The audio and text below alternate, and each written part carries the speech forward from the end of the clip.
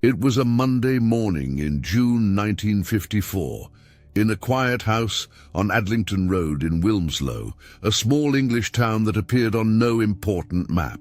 The housekeeper arrived at 11, as she always did, and called up the stairs. No answer. She pushed open the bedroom door and found him lying on his back, the sheets neatly folded around his body, his face carrying an expression so calm it almost looked like sleep. On the nightstand beside him, there was an apple, with one bite taken out of it, just one. The autopsy found cyanide poisoning, enough to kill a man in minutes. The official conclusion came fast, too clean. Suicide. The inquest lasted less than a single working day. No note was found. No witnesses, no camera, no deeper investigation. The British government closed the case with an efficiency that some, years later, would call suspicious, and others would simply call convenient. Now hold that image for a moment. A man in a bed, an apple with one bite, a government that wrapped it up in 24 hours and moved on. Because before I tell you who this man was, I want you to understand what kind of man requires that kind of speed. He wasn't a spy who had been caught. He wasn't a dissident who had been making trouble. He wasn't a threat in any way that the word is normally used. He was, by every public measure available at the time, a quiet academic, a mathematician, a professor at the University of Manchester who rode his bicycle to work and kept a somewhat chaotic home laboratory where he ran experiments with metals and chemicals as a hobby. That was the version the world was allowed to see. What the world was not allowed to see, what remained locked in classified files for decades after that morning in Wilmslow, was a different man entirely. A man who, during the 6 most critical years of the 20th century, had operated at the absolute center of the most important secret Britain ever kept. A man whose work was so sensitive, so consequential, and so deeply buried inside the machinery of wartime intelligence that even the medal he received from the king didn't say what it was for. A man who knew things, specific, operational, world-altering things, that the government needed him to take to his grave. And a man the government had spent the last 2 years of his life systematically destroying. The man who died in that bed was 41 years old. In the final months of his life, he had been under surveillance by his own country's intelligence services. He had been chemically altered by a court-ordered medical treatment designed to change who he was. He had lost his security clearance, his access to classified work, and his ability to travel freely to countries where the colleagues he valued most were doing the research he most wanted to continue. And he had built, with nothing more than paper, ink, and a mind that functioned in ways no one before or since has fully replicated, the intellectual foundation of everything you're using right now to watch this video. The computer, the smartphone, the internet, artificial intelligence, all of it exists because he existed. And he was destroyed, not by a foreign enemy, not by a rival power, by the very government he served, by the nation he saved, by a law that made him a criminal for being who he was. His name was Alan Turing, and what you're about to hear is not simply the story of a mathematician who died young. It's the story of what happens when a mind powerful enough to change the world runs up against a power structure that cannot afford to let it keep running. It's about what states do to the people who know too much, who can do too much, who are too much, in ways the state cannot accommodate. It's about how the United Kingdom took the man who won the Second World War and broke him from the inside out. This is the story that almost wasn't told. For decades the files were sealed. The documents were classified. The people who knew chose silence. What reached the public was a sanitized version. A genius who suffered, a martyr of science, a tragic figure whose persecution was acknowledged too late, too carefully, too conveniently. The full version is darker, more specific, and in some ways more frightening than anything the textbooks have offered. Here at the Unseen Key, we don't deal in convenient versions. We work with what was buried, with the documents that were declassified only after the right people had died, with the records that survived despite efforts to destroy them, with the details the official history left out because they were too uncomfortable for the people still alive and still in power. If you're here for the first time, welcome. This channel exists for one reason, because the stories that power tries to erase are exactly the stories that most need to be told. Subscribe now and hit the bell, not as a favor to me, but because every view, every subscriber, every share is a small act of resistance against deliberate forgetting. Alan Turing was silenced once. We are not going to let it happen again. Stay with me, because what I'm about to tell you will change how you see not just the past, but the world you're living in right now. To understand what was destroyed in June 1954, you first have to understand what existed before it. And to understand Alan Turing, you can't start at Bletchley Park or Manchester or in any of the classified rooms where the war was won. You have to start in 1912 in London at 2 Warrington Crescent in Paddington, in the home of a British colonial civil servant who had absolutely no idea what he had brought into the world. Alan Matheson Turing was born on June 23, 1912, the second son of Julius Matheson Turing and Ethel Sarah Stoney.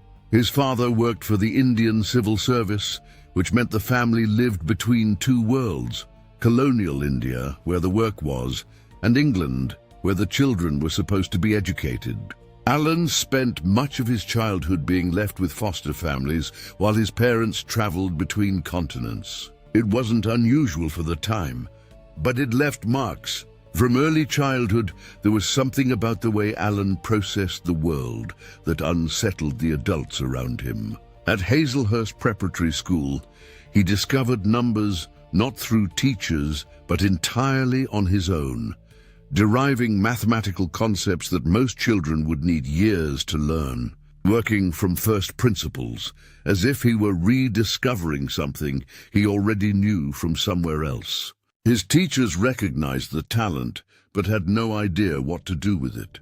British education in the early 20th century had no framework for a mind that wouldn't follow the tracks. In 1926, at 14, Alan enrolled at Sherborne School in Dorset, one of the most traditional boarding schools in England, the kind of place where public school meant exclusive, expensive, and deeply conservative.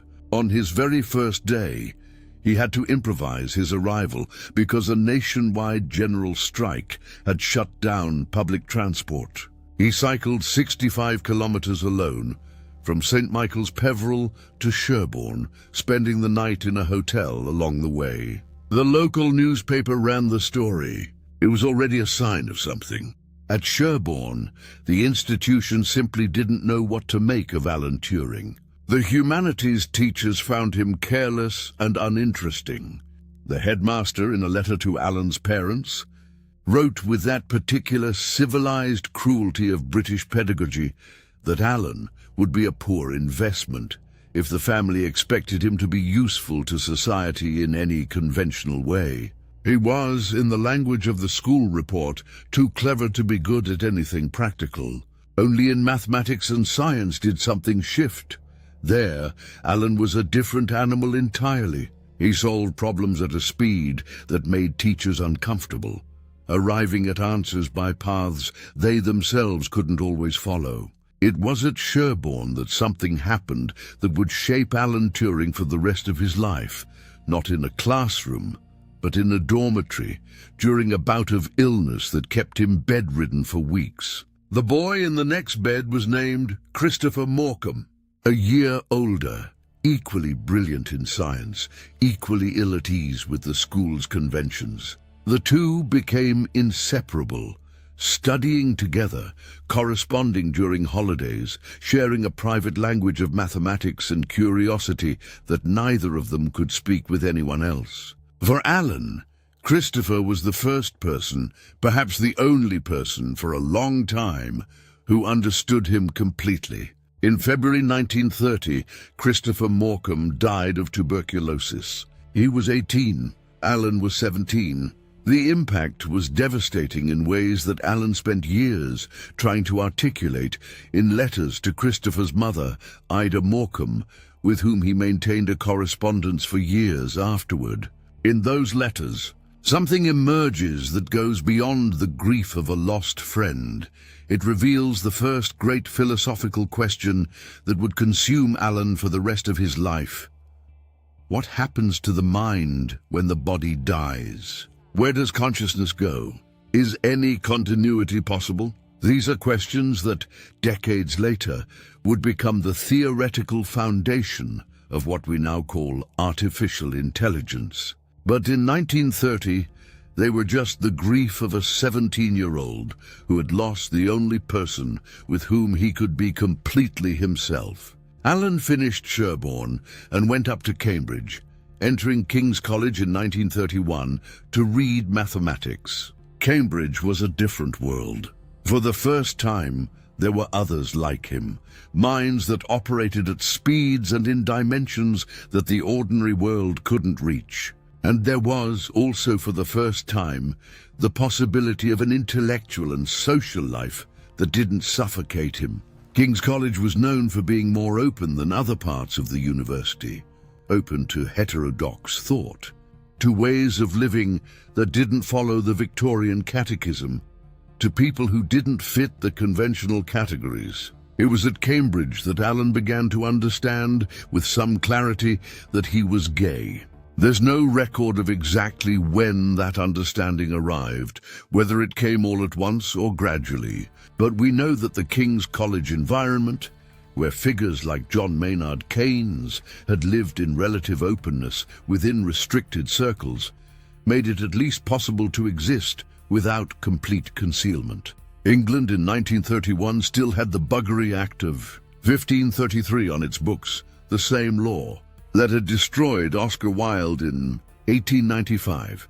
To exist as a gay man in England at that moment was to exist as a potential criminal. But Alan Turing's mind had no patience for the limitations of the social world. At Cambridge, he found his true language, pure mathematics. And what he did with that language in 1935 and 1936 would change human civilization more profoundly than any other single intellectual act of the 20th century. What Turing discovered in those 2 years begins with a question a German mathematician had posed 30 years earlier. A question about whether all of mathematics could be reduced to a mechanical procedure. A question that seemed abstract, that seemed distant from anything practical, but that contained within it, like a seed, the blueprint of everything you've ever touched on a screen, clicked with a mouse or said to a voice assistant. The answer Turing found, at 24, in a Cambridge room barely large enough to turn around in, was the founding act of the digital age. And the path to it starts with a question that will leave you without solid ground. In 1900, the German mathematician David Hilbert, the most influential mathematician of his era, did something audacious. At the turn of the century, at a congress in Paris, he presented 23 unsolved problems he believed would define mathematics for the next 100 years. But Hilbert's most sweeping ambition came later in 1928, when he and Wilhelm Ackermann formulated what they called the Entscheidungsproblem, German for the decision problem. The question was this: does there exist a mechanical procedure, an algorithm that can determine for any possible mathematical statement whether that statement is true or false? In other words, can mathematics be fully automated?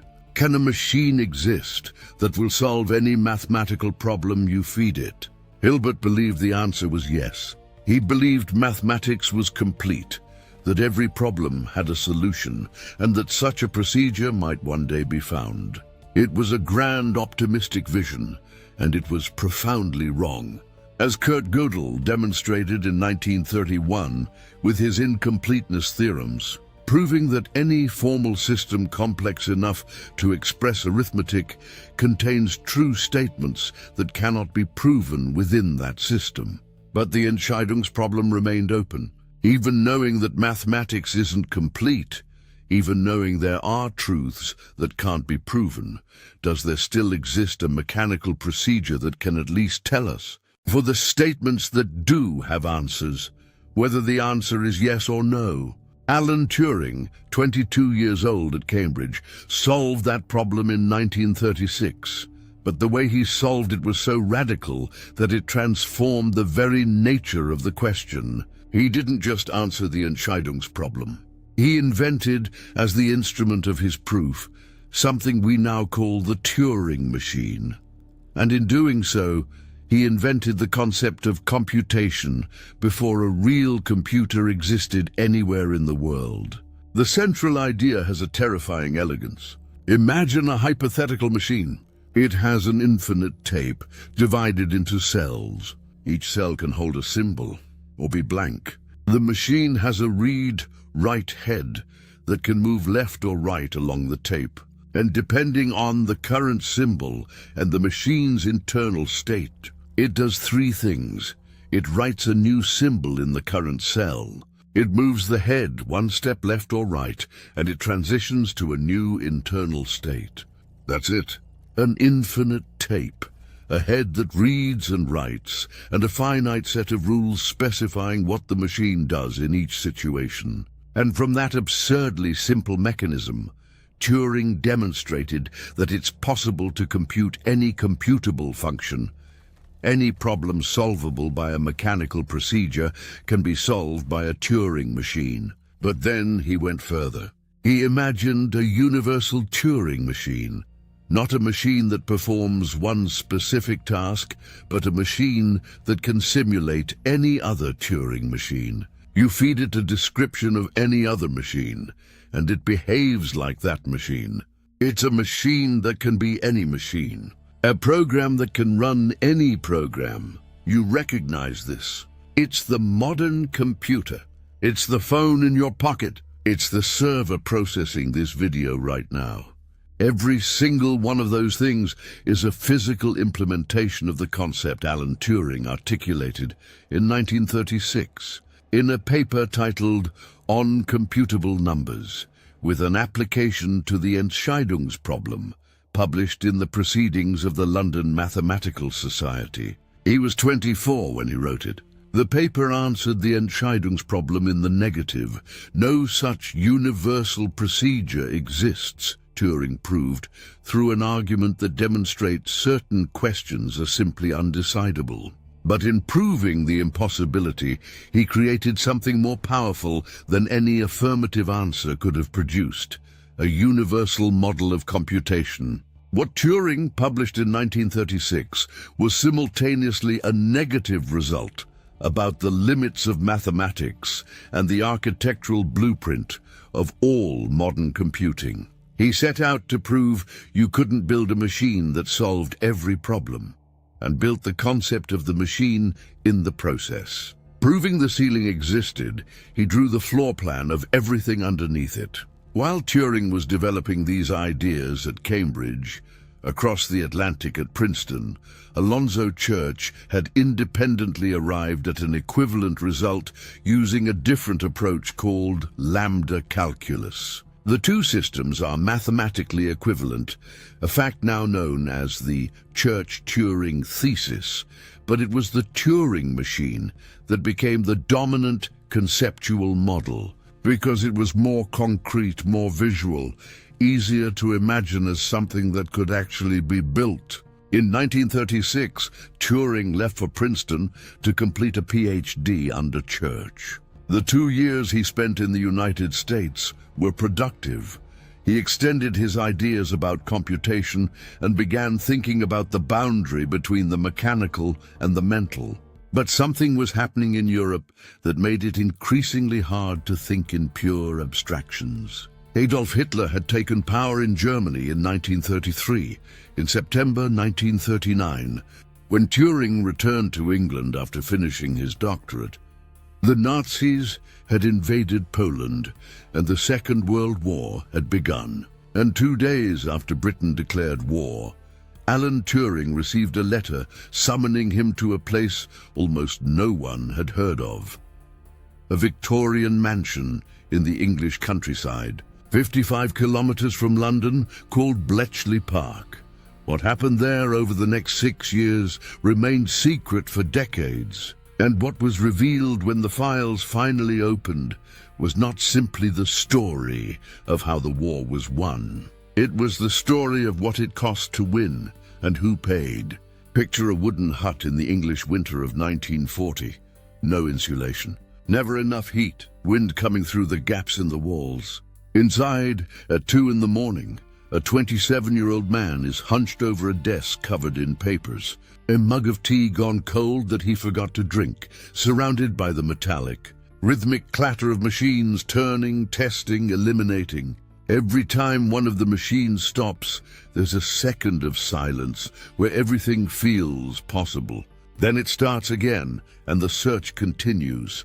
By morning, he'll know whether ships are going to sink, or whether they're going to make it. That was Alan Turing's life at Bletchley Park. The property itself was a Gothic Tudor mansion in Buckinghamshire, purchased by the British government in 1938 for very specific reasons. It sat at the exact midpoint between Oxford and Cambridge, close enough to recruit from both universities, far enough from London to avoid being easily bombed by the Luftwaffe. The official cover was a rural water company.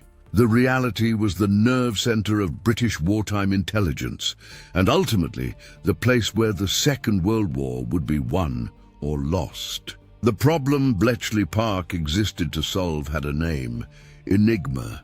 The Enigma machine was an electromechanical encryption device developed in Germany between the wars and adopted in progressively more complex versions by the Wehrmacht, the Luftwaffe, the Kriegsmarine, and the SD, the military and intelligence forces of the Third Reich. The operating principle can be explained simply. When you press a key on the keyboard, the machine doesn't produce that letter. It produces a different one, determined by a system of interchangeable rotors that rewired the electrical circuit with every single keystroke. That means pressing the letter A twice in a row produced 2 different outputs.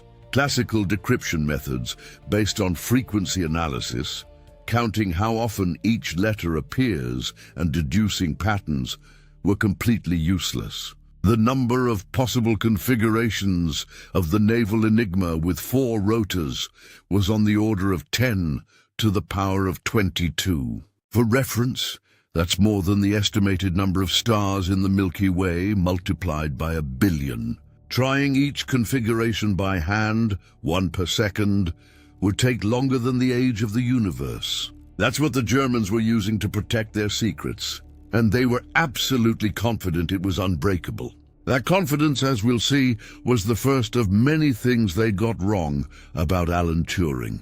The Poles got there first. The Bureau Cyfrów, the Polish cipher bureau, had made a revolutionary decision for the time. Instead of recruiting linguists and diplomats to attack Enigma, they recruited mathematicians. Marian Rejewski, Jerzy Różycki, and Henryk Zygalski broke early versions of the Enigma during the 1930s, exploiting procedural errors by German operators and using an electromechanical machine of their own called the Bomber. In July 1939, with Germany clearly preparing to invade, the Poles called a secret meeting in a forest outside Warsaw and handed over everything they knew, their methods, their designs, their machines, to the British and French. Marian Rejewski, describing the meeting years later, said simply that they felt it was their obligation. No negotiation, no price. Just science transferred from one set of hands to another in a forest, while German tanks massed on the border. 6 weeks later, Germany invaded Poland. and simultaneously upgraded Enigma, adding complexity that made the Polish techniques useless. Bletchley Park was starting from zero. Turing arrived on September 4, 1939, one day after Britain declared war. He'd been recruited by the Government Code and Cipher School a year earlier, attending preparatory exercises under the cover of advanced training courses.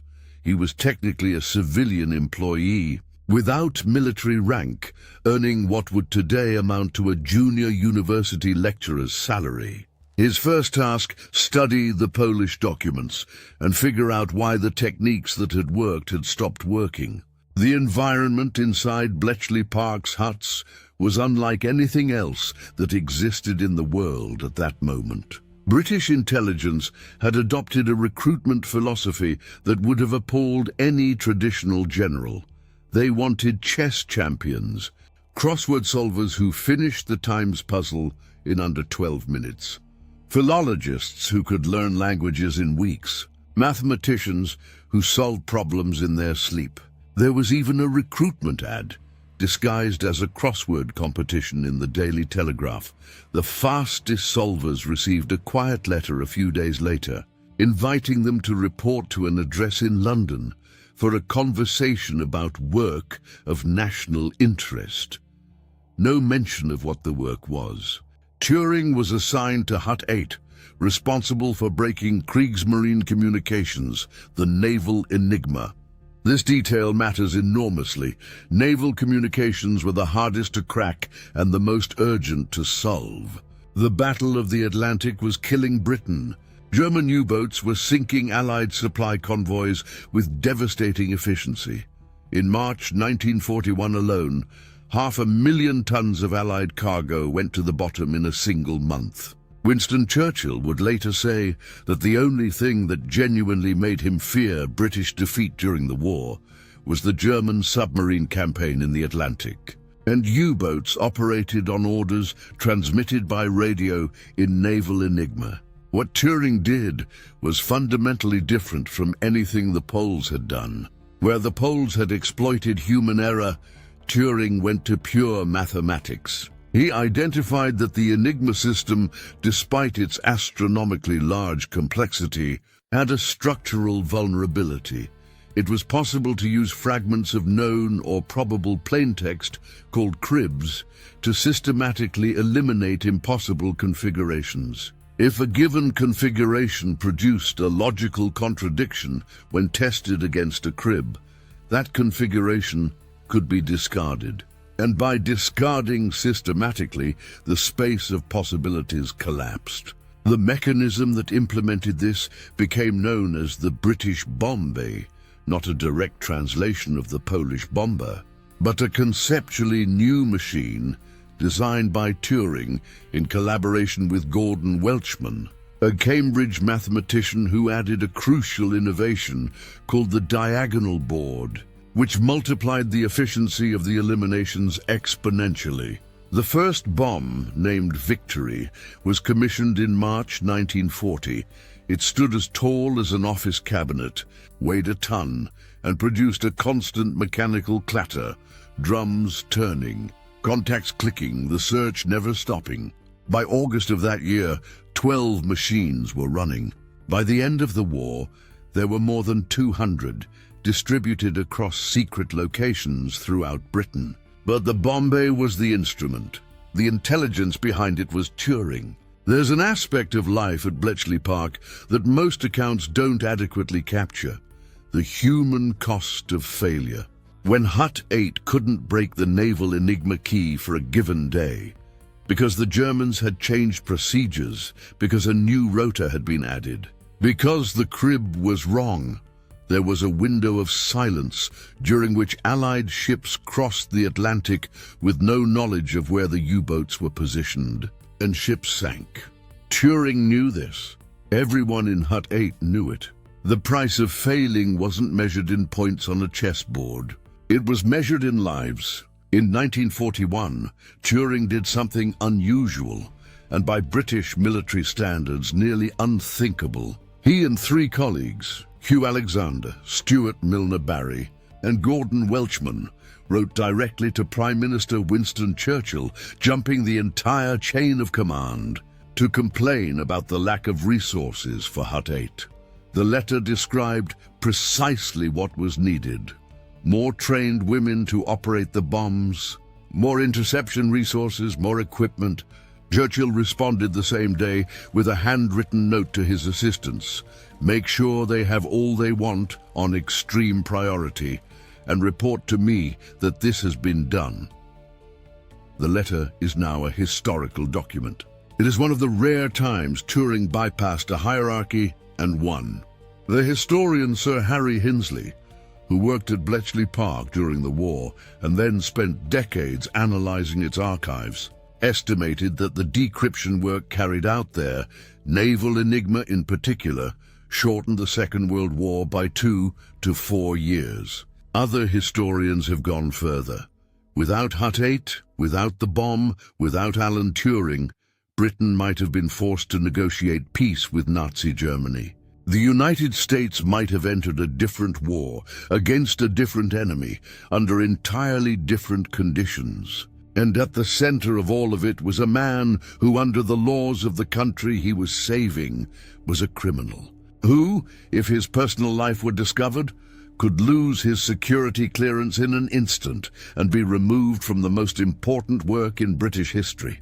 Who carried that paradox every single day, in every cold morning, inside a wooden hut, in every moment of silence when the bombs stopped and the answer hadn't come yet. But Enigma wasn't the only cryptographic battle Bletchley Park was fighting. There was a second front, far more secret, far more sophisticated, and with implications that extended beyond the war itself. And what was built to win it changed the nature of technology forever.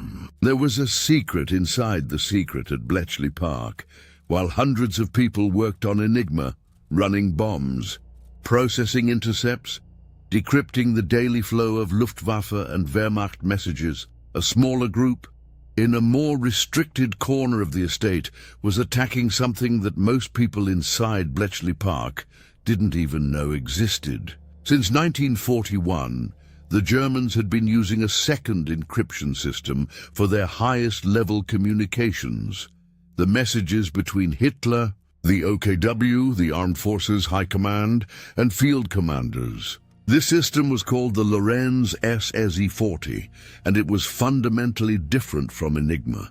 It didn't use mechanical rotors. It used 12-toothed wheels with adjustable pins that generated a pseudo-random key stream, then combined each character of the message with the key using a logical operation called XOR, in which each bit of the message is transformed by the corresponding bit of the key. The result was mathematically far more robust than Enigma, and it operated over teleprinter at high speed, which meant larger volumes of traffic and more strategic value. At Bletchley Park, the Lorenz system was codenamed Tunny, and the battle to break it was fought at a different level than anything that came before. In August 1941, the Germans made a mistake that changed the war. An operator in Vienna transmitted a long message to a receiver in Athens. The receiver asked for retransmission due to equipment problems. The Vienna operator, violating the most fundamental security protocol in existence, retransmitted the same message with the same wheel settings, but with small variations in typing and abbreviation. This created two slightly different ciphertexts, derived from identical keys. The mathematician Bill Tutt, who had joined Bletchley Park in May 1941, received both transmissions and understood what he was looking at. What Tutte did next is described by historians of cryptanalysis with language rarely found in technical texts: pure genius. In less than 3 months, working solely from intercepts and paper, without ever seeing a physical Lorenz machine, Tutte completely reconstructed the logical structure of the system. He knew exactly how many wheels there were, how many pins each one had, how the system generated its key stream. He had disassembled the machine in his mind without ever touching it. But what to do with that? Breaking each tiny message by hand could take weeks. The traffic volume was enormous. High-level German communications were precisely the most strategically valuable. A machine was needed, and the machine that was built was something without precedent. Tommy Flowers was a telecommunications engineer at the Post Office Research Station in Dollis Hill, North London. He was 40 years old, no university degree, son of a bricklayer, a specialist in electronic telephone exchange design. In 1943, he proposed an idea that Bletchley Park officials initially rejected as technically impossible: a machine built entirely from vacuum tubes, electronic valves, instead of electromechanical relays, capable of processing high-speed teleprinter tape. Vacuum tubes were considered unreliable in large numbers. They'd fail constantly, said the skeptics. Flowers disagreed. He argued that valves failed when switched on and off frequently, but operated continuously. They were stable. Flowers built the Colossus using his own funds and post office resources, without formal Bletchley Park approval. The first Colossus, containing 1,500 vacuum tubes, came online in February 1944.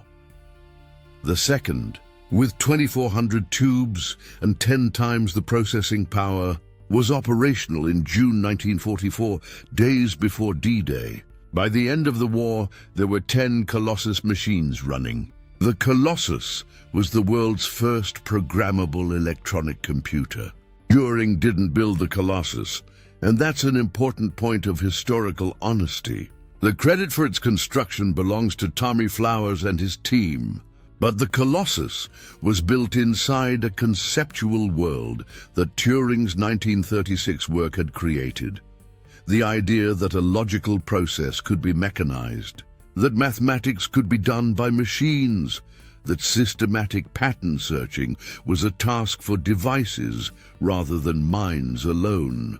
Without the intellectual framework of 1936, the question that led to the Colossus would have been much harder to formulate.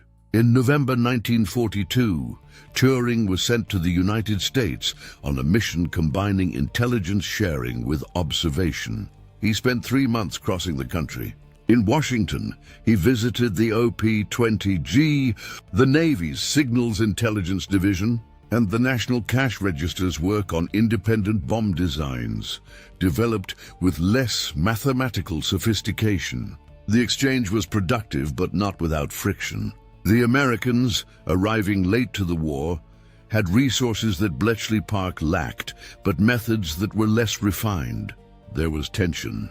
Turing returned with an accurate and not especially diplomatic assessment of American capabilities, his tendency to say exactly what he thought, without the circumlocutions that military protocol demanded, was both an intellectual asset and a constant social obstacle. In New York, he went to Bell Laboratories on West Street in Lower Manhattan. There he met Claude Shannon.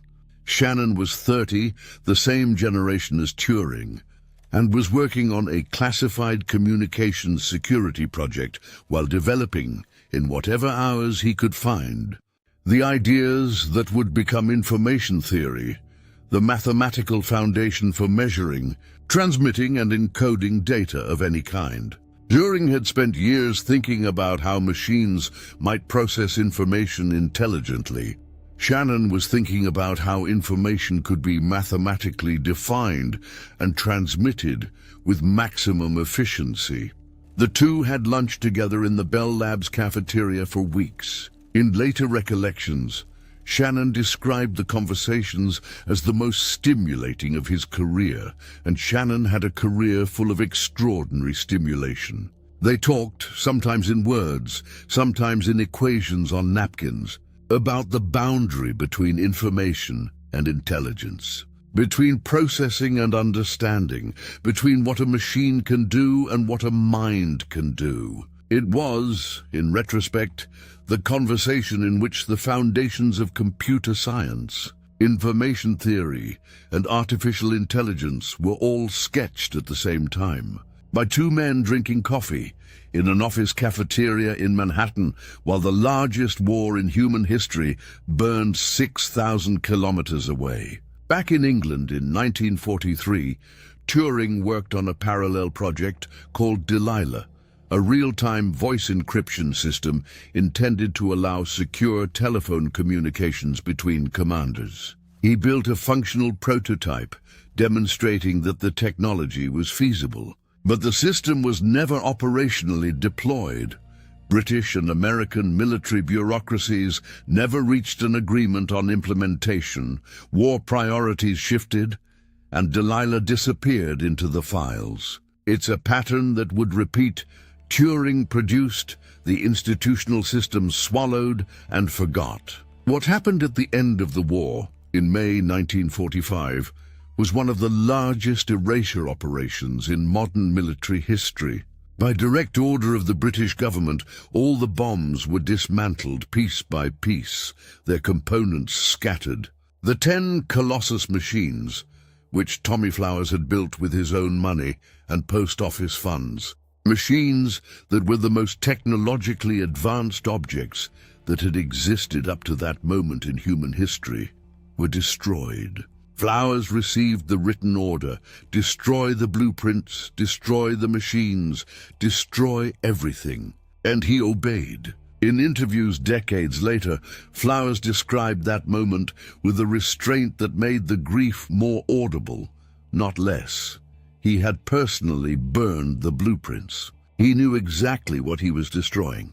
He knew that what he was reducing to ash was possibly the greatest technical achievement of his life, an achievement that, by government order, he could never mention to anyone, ever, under penalty of criminal prosecution. Flowers received no compensation for the personal funds he had invested. The MBE awarded to him in 1943 for services to wartime engineering specified nothing more. The people who had worked at Bletchley Park signed the Official Secrets Act and were instructed to disappear, to return to their universities, their jobs, their lives, as if the years spent in those huts had never happened. Many obeyed completely. They took the secret to their graves with literal precision. Spouses who never knew, children who found out decades later what their parents had done. Alan Turing obeyed too. He left Bletchley Park in 1945, carrying the weight of knowing he had done something extraordinary that could never be spoken of, for a country that was about to demonstrate exactly how much it valued him. But he didn't stop thinking. And what he was thinking about computers, about intelligence, about the boundary between mind and machine, was about to become the most visionary and philosophically unsettling work of the modern era. The question that Christopher Morcom had inadvertently planted in him in 1930, dying of tuberculosis at 18, was about to become an article published in one of the most respected philosophical journals in the world. And its opening sentence is one of the most famous ever written in English by a mathematician. In June 1945, Alan Turing attended a ceremony at Buckingham Palace and received from the hands of King George VI the Order of the British Empire, Officer Class, OBE. The medal was real. The recognition was genuine, and it was completely stripped of context. The certificate accompanying it mentioned war services without specifying what they were. No one present at the ceremony, except the handful of intelligence officials with appropriate clearance, had any idea what this 33-year-old man had done over the previous 6 years. The man who had broken Enigma, who had conceived the bomb, who had spent nights in cold wooden huts while Allied ships sank in the Atlantic. That man was in a black tie at a palace, receiving a medal he couldn't explain why he deserved. It was the economy of secrecy, operating with its own perverted logic. You are honored in precisely the way that prevents anyone from understanding why. Turing left the palace and went to Teddington, in southwest London. where the National Physical Laboratory had hired him for the most ambitious project of his civilian career, to build the ACE, the Automatic Computing Engine. The NPL was the British government's primary civil scientific laboratory, founded in 1900, responsible for measurement standards and applied research in physics and engineering. It was a serious, well-funded institution with an international reputation. It was also, as Turing would discover quickly, an institution profoundly averse to risk. The report Turing produced in 1945 proposing the ACE design is now considered a first-order historical document.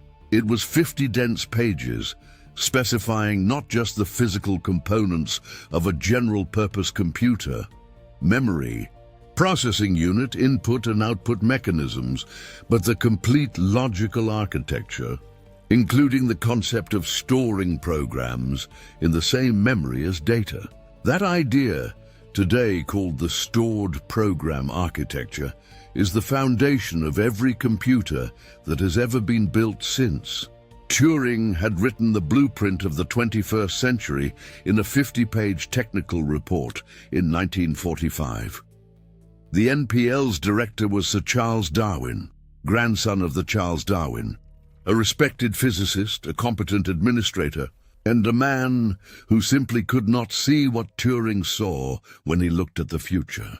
Darwin thought the project was too ambitious. The technical committee thought the costs were too unpredictable. Meetings accumulated, months passed, and at each meeting there was a new reason to wait, reconsider, escalate the proposal, consult more experts. There was a pattern in those meetings that Turing recognized. It wasn't that people disagreed with the project. It was that they were terrified of being responsible for a failure so visible. What Turing did next says more about his character than almost anything else from this period.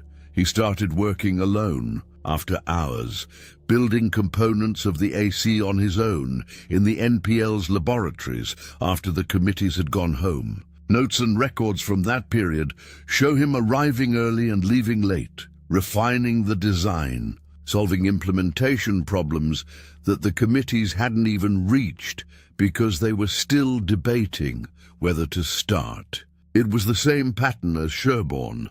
The system couldn't keep up, and he simply continued. In 1948, after 3 years of bureaucratic frustration that had produced debates but no computer, Turing resigned from the NPL and accepted a post at the University of Manchester as Deputy Director of the Computing Machine Laboratory. Manchester was already building its own computer, the Manchester Mark I, which in June 1948 had become the first computer in the world to run a program stored in electronic memory, using exactly the principle Turing had specified in his NPL report 3 years earlier. The NPL, meanwhile, would take 2 more years to complete a smaller, less ambitious version of the ACE Turing had originally proposed. It was in Manchester, finally outside the NPL's bureaucracy, that Turing wrote the text that would define his most enduring philosophical legacy.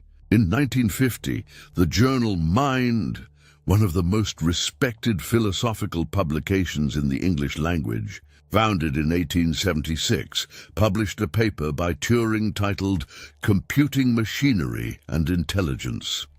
The opening sentence, written with the economy of someone who knows exactly what they want to say, I propose to consider the question, can machines think? What followed was one of the most extraordinary pieces of applied philosophy of the 20th century.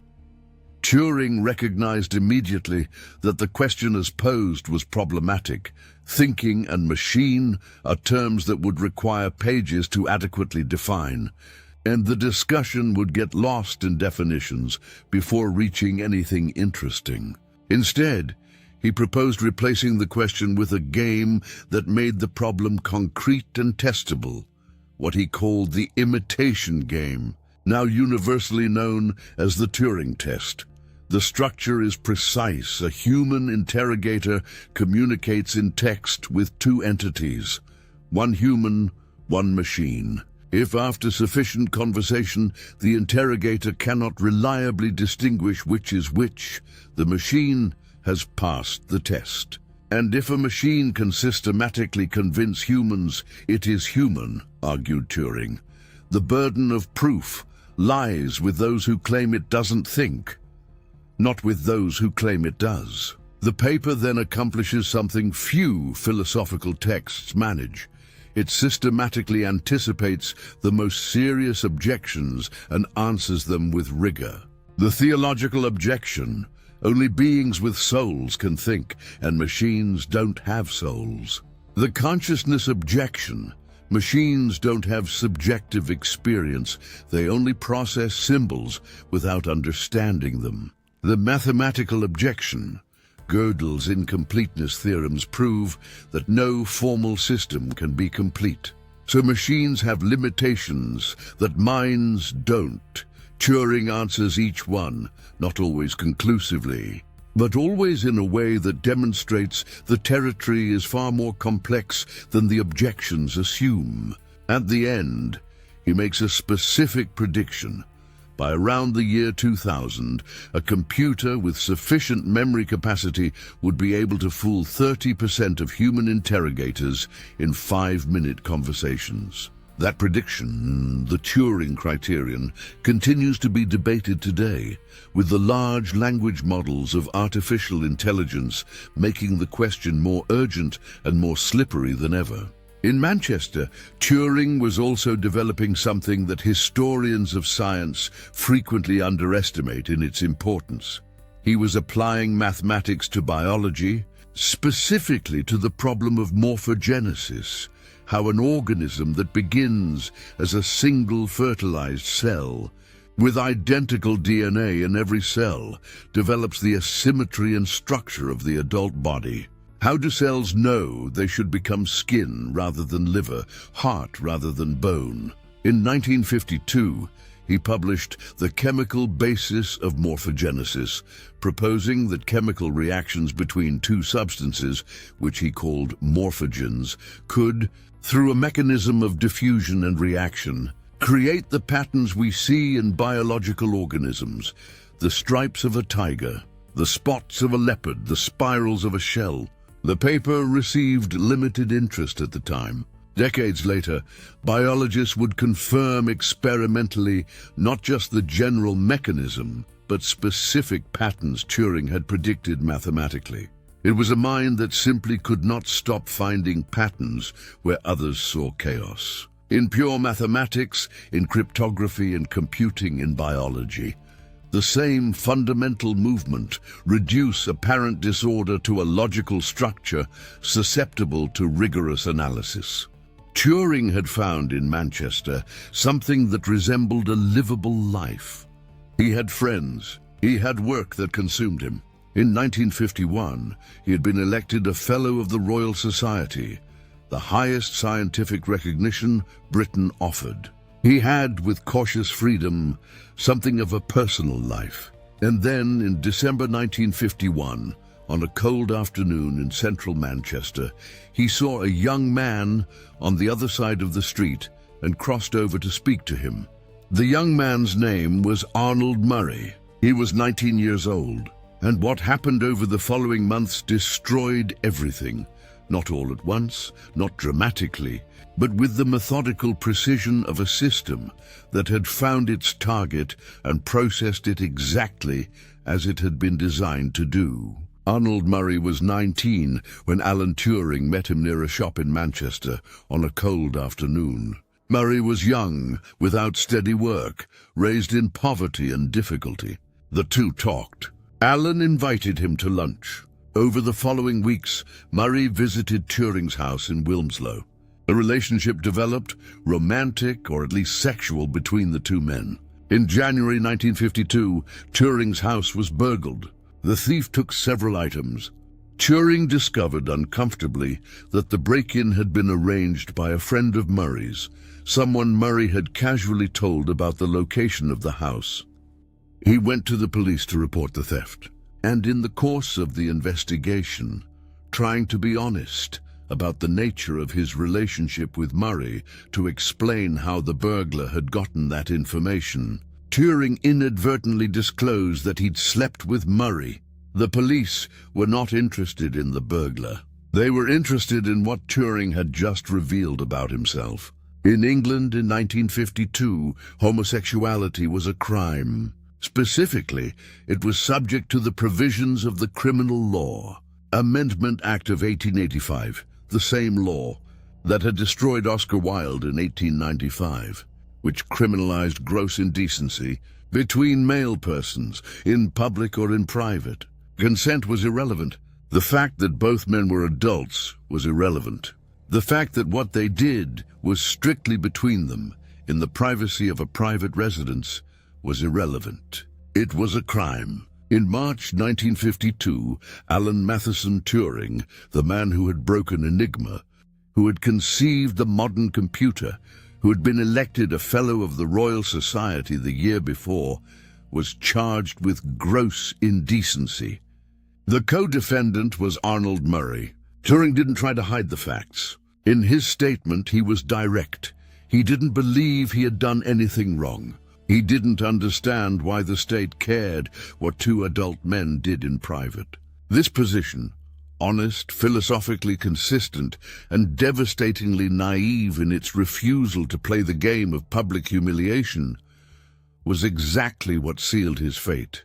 The trial took place in March 1952 at the Knutsford Quarter Sessions. Turing chose to plead guilty to avoid a long trial and to protect Murray, who had agreed to plead guilty on legal advice. The judge gave both men a choice: prison, or what was officially called probation, conditional on voluntary medical treatment. The medical treatment was chemical castration, specifically injections of diethylstilbestrol, a synthetic estrogen, administered over the course of a year, with the stated purpose of suppressing sexual urges. This was the medical penal practice of the time.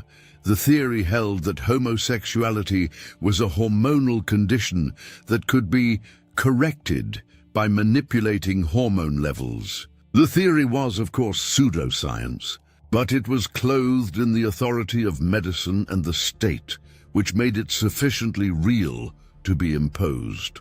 Turing chose the treatment over prison.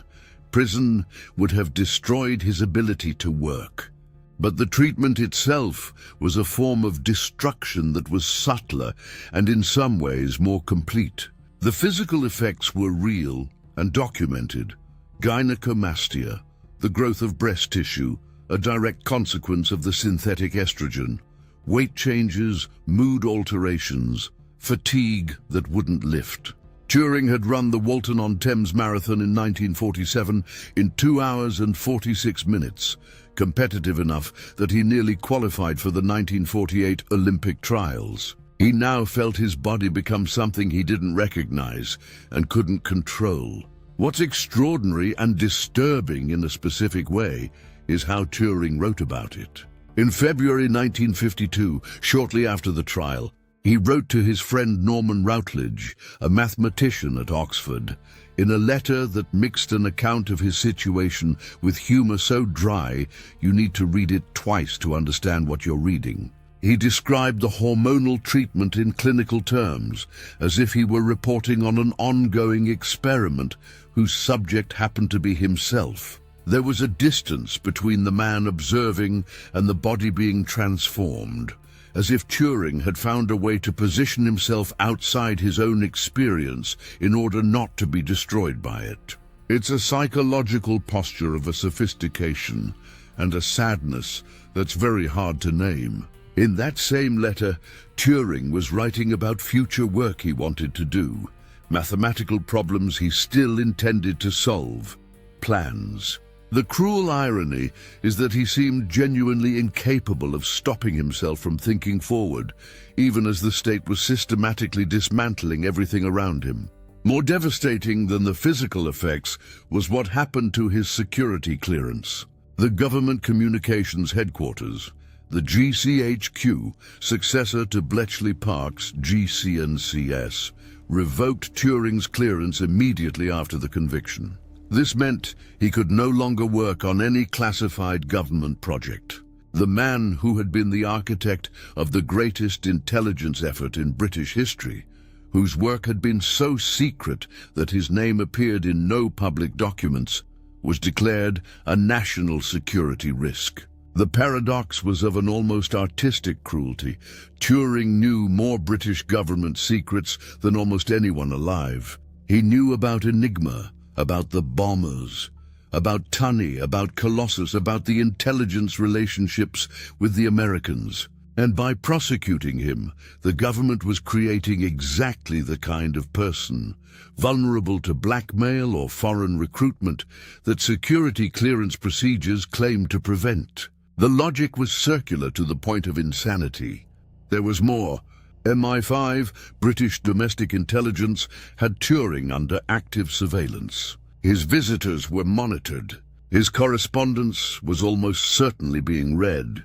At one point he was blocked from traveling to the United States, where he had built working relationships with the NSA and with researchers at Bell Labs, because he could no longer obtain the security approval needed to share classified information. The man who had been the most important point of contact between British and American intelligence during the war was cut off from the relationships he had built. But Alan Turing did not stop working. This is important to understand. Even under the weight of the prosecution, the chemical castration, the surveillance, the growing isolation, he kept researching. The morphogenesis papers he'd begun before the trial continued to develop. His thinking on artificial intelligence continued to evolve. There were plans for future work, questions he still intended to answer. And there was something else, something his contemporaries only mentioned in whispers, something historians still debate. In the final months of his life, Turing was pushing against the limits imposed on him in ways the British government found unsettling. But that leads us back to June 1954, and to an apple with one bite taken out of it, and to a question that remains without a clear answer more than 70 years later. On the morning of June 7th, 1954, the morning before his death, Alan Turing was working. There are notes from that period. There was a grocery list in the kitchen. There was a note to the secretary of Manchester's mathematics department confirming he would attend a meeting the following week. There was a stack of books beside a chair in the sitting room, marked with strips of paper at the pages where he had stopped, as if he planned to come back to them, when Eliza Clayton, his housekeeper, arrived at 43 Adlington Road in Wilmslow on the morning of June 8th, 1954. It was 11 o'clock. Turing hadn't come down for breakfast, which was unusual but not unprecedented. He sometimes worked late and slept past the hour. She called up the corridor. Silence. She climbed the stairs. She pushed open the bedroom door. He was lying on his back in bed. His expression was that of someone who had simply fallen asleep in the most ordinary way imaginable.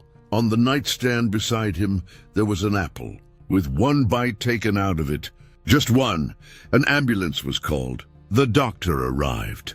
Death had occurred the previous night. The cause was determined by the distinctive smell in the room. Confirmed by autopsy, cyanide poisoning. The concentration found in his lungs and tissues was consistent with poisoning. In the kitchen, there was a pan containing an electrolytic solution, the kind Turing used for electroplating experiments, the process of coating metal objects with other metals using electrical current. The solution contained cyanide. The pan was on the stove. The inquest was conducted by Coroner J.W.A. Fern and lasted a single day. The conclusion: suicide. And here begins one of the most disturbing questions in the entire history of Alan Turing. Not because there's evidence of conspiracy, but because the investigation was conducted with a speed that made any certainty impossible. the apple on the nightstand was never tested for cyanide. This is documented fact. Coroner Fern, in his notes, recorded that he considered it unnecessary to test it because the cause of death had already been established. It's a decision that, in any modern forensic context, would be indefensible. The apple with a single bite was the most intriguing object at the scene and the piece most readily associated with deliberate ingestion of poison. Not testing it was a choice, and it's a choice. That left the central question of Alan Turing's death permanently. Without a definitive answer, Turing's mother Sarah presented the inquest with an alternative explanation that deserves to be taken seriously, not as the emotional defense of a mother who couldn't accept her son's suicide, but as a technically plausible hypothesis. Alan had maintained an improvised electroplating laboratory in that house for years. He experimented with coating objects in gold and other metals as a hobby, one of the projects he had mentioned to friends. The process uses cyanide solutions. The pan on the stove contained one such solution, pale yellow, the color of diluted apple juice. People who visited described his laboratory style as careless about safety when he was absorbed in work, inadequate ventilation, open containers, excessive proximity to the substances. Sarah argued that Alan had probably inhaled cyanide vapors while working, without realizing the concentration was building. Until it was too late, the forensic reports from the time indicated that the cyanide concentration found in his lungs was more consistent with inhalation than with ingestion, which would align with Sarah's accidental hypothesis, not with the theory of death by ingestion that the apple suggests visually. Andrew Hodges, the biographer who has spent more time than anyone studying Turing's life and death, leans towards suicide as the more probable explanation. He points to evidence of Turing's psychological state in the months before. The psychiatrist he had been consulting had noted signs of depression. Letters from the period show a man writing about the future, but with a different, more distant quality. Friends noticed a growing isolation. Hodges is honest, however, in acknowledging that the investigation was insufficient and that certainty is not possible. What makes that uncertainty particularly weighted is the context. In the period leading up to Turing's death, there was an additional element that rarely appears in popular accounts. GCHQ and MI5 had Turing's life under active monitoring. After the 1952 prosecution, his contacts were being watched. His correspondence was almost certainly being intercepted, and there were notes in British intelligence files about his behavior and his relationships. One of those documents, partially declassified decades later, describes Turing as apparently unconcerned about the impact of his criminal conviction on his reputation, which intelligence analysts interpreted not as resilience, but as unpredictability. A man who was not behaving as they expected him to behave. There was also, in that period, something that Sarah Turing knew, but that few people outside her immediate circle were aware of. Alan had been making plans to travel to continental Europe that summer. He had inquired about visas. There was correspondence with colleagues in countries that were, at the time, partially behind the Iron Curtain. For British intelligence services, which maintained surveillance over anyone with access to classified secrets, and Turing, despite his revoked clearance, still knew what he knew. This kind of travel planning to Soviet-aligned countries by someone they considered a security risk would have been a red flag of the first order. This is not evidence of murder. It's important to be explicit. There is no documentation of any operation or decision to eliminate Turing. What exists is a context in which the incentives for not investigating his death rigorously were multiple and convergent. A deeper investigation would have exposed the surveillance to which Turing was being subjected. would have raised questions about the treatment he had received, and could potentially have revealed aspects of Bletchley Park's work that were still classified. One day of inquest was convenient for many people, and in cases like this, convenience is a fact that stays in your head.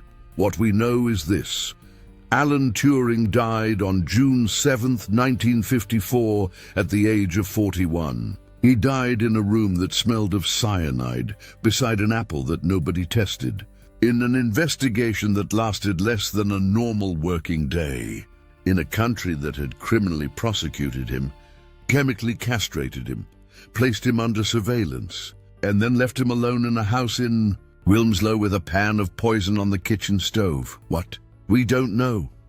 And what the 1954 investigation ensured we would never know with certainty is exactly what happened that night.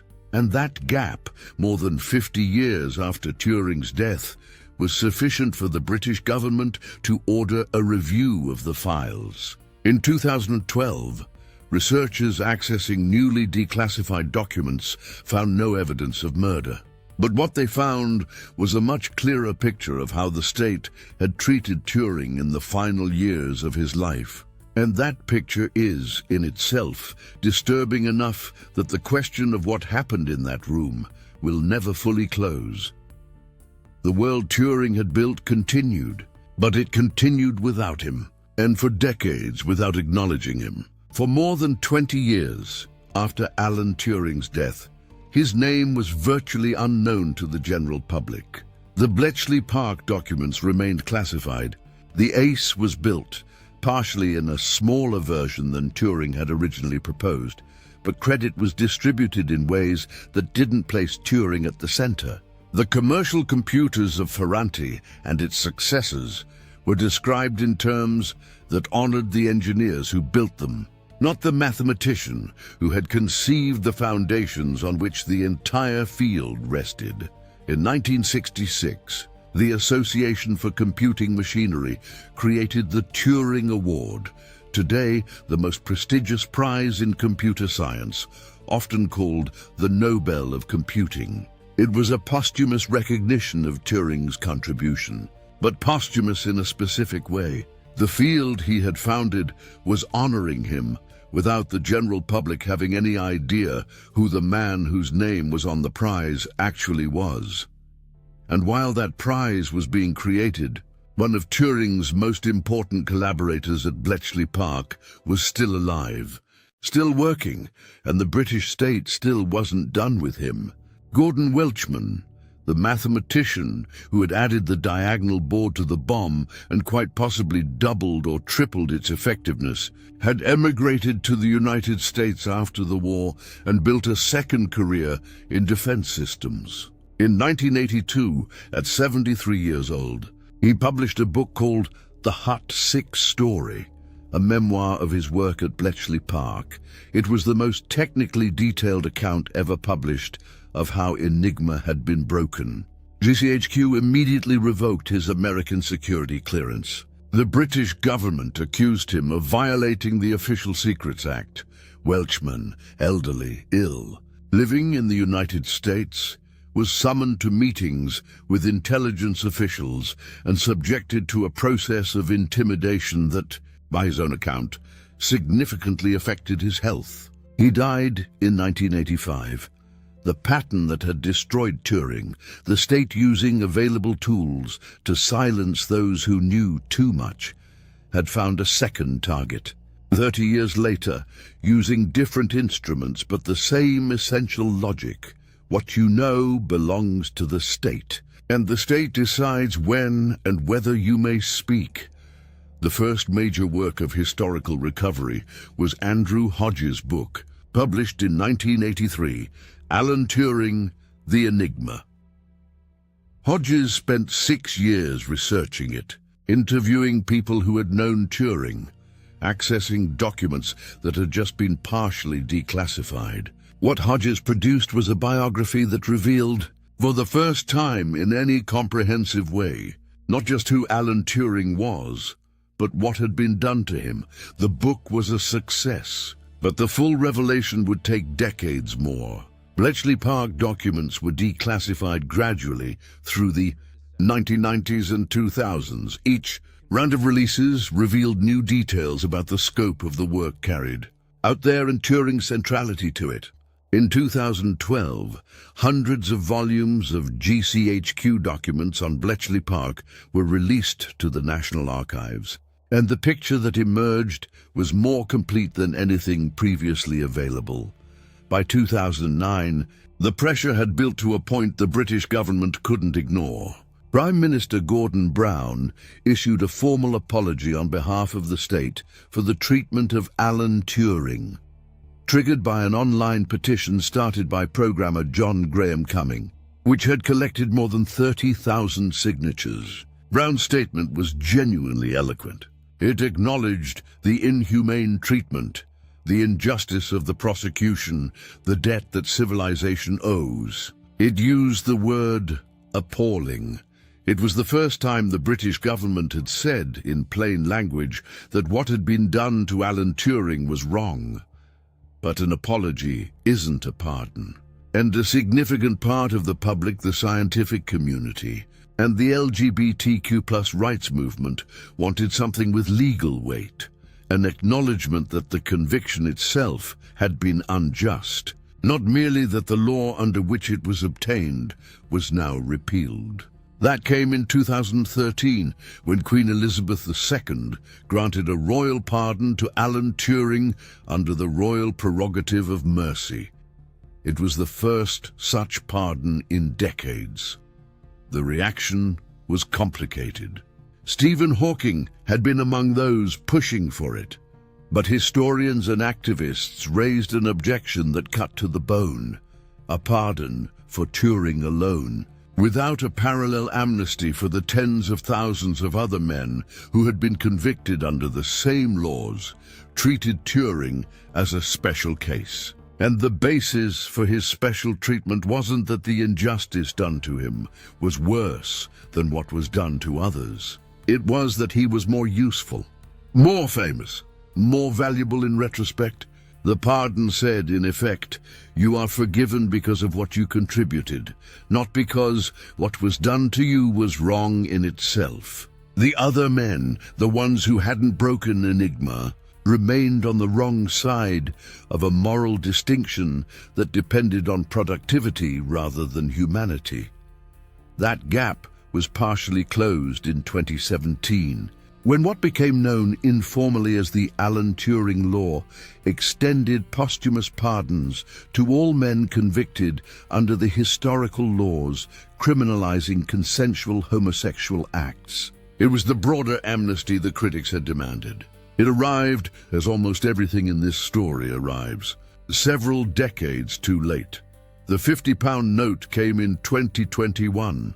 Turing's face on Britain's highest denomination bill, the man who had received a medal he couldn't explain, who had been convicted under a law that no longer existed, who had been pardoned for a crime that should never have been one. Now legal tender in the country that had destroyed him, but it is in the field of artificial intelligence, the field Turing, conceptually founded with his 1950 paper in mind, that his legacy is being re-examined most rapidly and with the greatest impact. Every natural language processing system, every neural network, every machine learning model, every chatbot, and every image recognition system that exists today is an intellectual descendant of the ideas Turing articulated about computation and intelligence. The test he proposed, the question of whether a machine can convince a human it is human, remains at the center of philosophical debates about AI that are more urgent than they've ever been. And there is a final irony, bitter and precise: the artificial intelligence that Alan Turing imagined, and for which he laid the foundations, is today being used by governments around the world to, among other things, surveil citizens, identify dissidents, and track behaviors considered subversive. The machine he dreamed of as an instrument of knowledge and possibility is being used as an instrument of control, the same kind of control that destroyed him. He invented the tool that would have been used to track him. There is no way to end this story with resolution. There is only what remains. And what remains starts with an apple on a nightstand, and with a question that Apple is still asking, 70 years later, answered by no one. Go back to the bedroom in Wilmslow. Go back to the apple. Go back to the morning in June 1954, when a housekeeper climbed a set of stairs and found the man who had changed the world lying dead in a made bed, in a modest house, in a town that appeared on no important map. The story you just heard is not about a genius who suffered. It's not about a tragedy of history. It's about something far more specific and far more unsettling. It's about what power does to the people who threaten it, not necessarily with any declared intent to destroy them, but with the cold, systematic efficiency of structures that were never built to accommodate the extraordinary when the extraordinary arrives in a form they don't recognize as acceptable. Alan Turing was not silenced because he knew too much. He did know too much, but the British government didn't pursue him for his knowledge. It pursued him for who he was. And what makes that so vertiginously cruel is that who he was, a gay man living honestly according to his nature, was precisely the thing the state had decided was incompatible with national security. The reasoning was circular, paranoid, and devastatingly effective. Consider the dimensions of it. The man who knew the most about the most important secrets Britain held was declared a British security risk. The man whose work had potentially saved millions of lives was subjected to a treatment that systematically destroyed his physical integrity. The man who had conceived the machine that makes all of digital civilization possible was prevented from continuing that work in the name of the very civilization his work had made possible. And when he died, whether by suicide, by accident, or by something for which no adequate investigation was ever conducted, the case was closed in a single day. One day. As if Alan Turing's life, with everything it contained, was worth less than 24 hours of official attention. What do we do with all of this today? The easy answer is, nothing more can be done. Turing is dead. Those responsible are dead. The laws were repealed. The pardon was granted. The £50 note is in circulation. The Turing Award is given every year. But the easy answer ignores something that the story of Alan Turing makes impossible to ignore. What was done to him was not an accident of history. It was not a mistake made by ignorant people. It was done by a fully functional state, with lawyers and doctors and judges and intelligence officers, all doing their jobs, all following established procedures, all operating within the law, and producing, as the result of all that normal functioning, the systematic destruction of the man who had delivered that state its greatest military victory. That is what makes Turing's story not simply a personal tragedy. It's a mirror showing what systems produce when the principles that hold them up don't include the idea that certain people, for being who they are, deserve different treatment. That mirror didn't shatter in 1954. It didn't shatter when the laws were repealed. It didn't shatter when the Queen signed the pardon. That mirror is here now, being operated by systems far more powerful than anything that existed in 1952, including, with the most bitter irony possible, the surveillance and control systems that the very computing Turing invented has made possible. The artificial intelligence Turing imagined is today being used, among other things, to identify and track people for who they are. The universal machine he dreamed of as an instrument of knowledge is being used as an instrument of human categorization. And the man whose name is on that technology was destroyed precisely because the state categorized him as unacceptable. There's something that stays with you after hearing all of this. It isn't quite anger, though anger is a completely reasonable response. It's something closer to responsibility, because the story of Alan Turing only reached you because someone, at some point, decided not to let it be buried. Andrew Hodges, who spent 6 years researching and writing the biography that brought Turing back. The activists who started the pardon petitions. The researchers who pushed for declassification. The people who refused the convenient forgetting. You are part of that chain now. If this video found you, it's because there is a community of people who believe that the stories power tries to bury are the most important ones to tell.